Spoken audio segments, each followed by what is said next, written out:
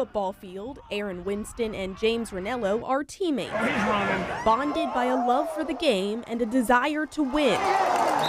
But off the field, they're bonded by something much deeper, saving the lives of complete strangers. And I was really happy to help. Thank God that I was just able to donate. Aaron, James, and their 91 teammates are part of the Get in the Game program through Be the Match. It's a program that teaches college athletes and their peers about how donating blood stem cells and bone marrow can help people in need. We work with patients who have different blood cancers and diseases, so things like leukemia, lymphoma, sickle cell. For these patients, the stem cell or bone marrow transplant is going to be their cure. So essentially we call it that they're almost a superhero. The Hopkins football team hosts donor drives every year to get students signed up for the National Donor Registry.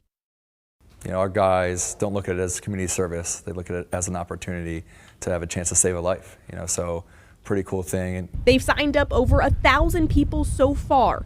Aaron and James signed up too, and in 2022, both received calls saying they were a match. They gave the green light to move forward without hesitation. One of the big things that interested me about it was the fact that people that look like me are underrepresented on the registry itself. So that was one of the big driving factors for why I wanted to be a part of it. One of the cooler things I've ever done in my life.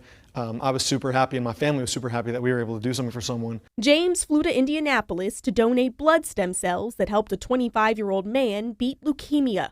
Aaron went through an invasive surgery to donate bone marrow to a young girl battling sickle cell.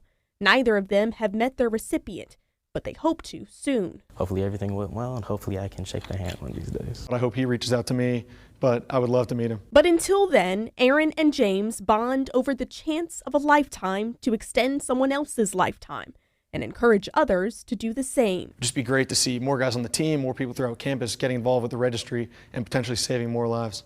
Be the Match is always looking for more people to join their registry. For more information on how you can help, you can visit our website.